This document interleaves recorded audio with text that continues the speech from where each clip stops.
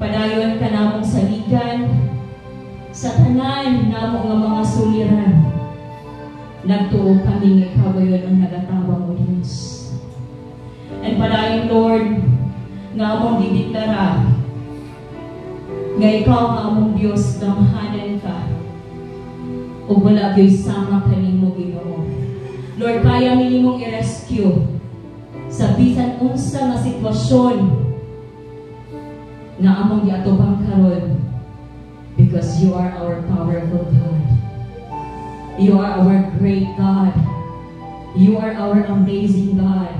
And you are our help, our very present help in times of need, Lord. And so, God, padayon ka namong i-worship karong kagabion with all of our hearts, O God. Ikaw ang among saligan niyo. Hallelujah.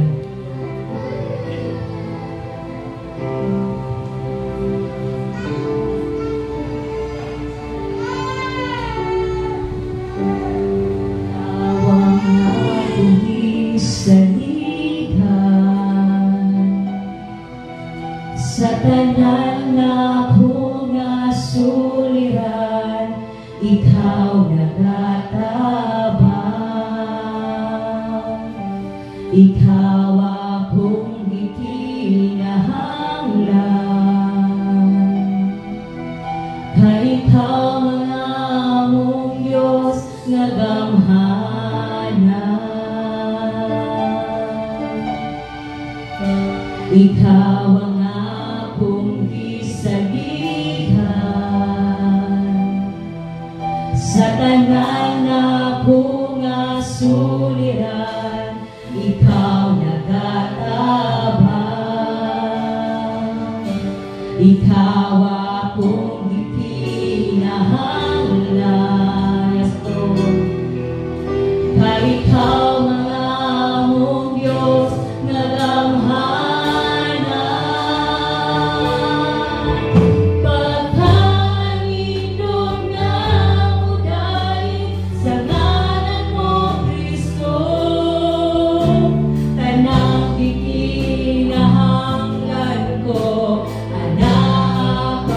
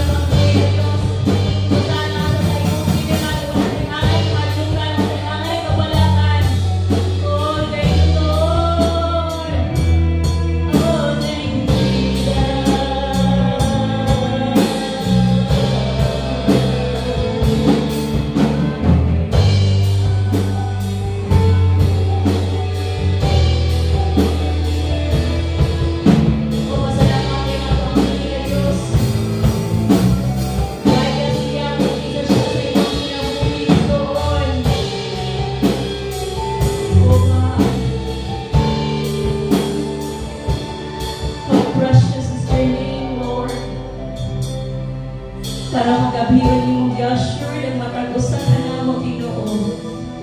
Na bisan wala tuo ang among problema, dili niya angay mabalaka, dili niya angay mahadlok. Tungod kay ikaw nga among Diyos, you are for us and you will never be against us, Lord. And you see us, oh God, nakita nimo ug walay natago diha kanimo Ginoong Dios. And so tonight, oh God, ang among mga kasing-kasing, puno sa mga pagdayo ug pagpasalamat, Lord, because everything that we have comes from you. Igsoon ang tanan nga nasa imuha ug nasa ako karon. Kintanan gikan sa ato ang buhi nga Dios. Ug tapos lang nga ato ni ibalik diha kaniya. Tapos lang siya nga pasidunggan, pasalamatan, bisan pa sa mga sitwasyon na moingon ka dili pabor sa imuha mga nangahitabo. But God loves us so much. He loves us with an everlasting love. Thank you, Lord. And once again, we will sing the chorus with all of our heart.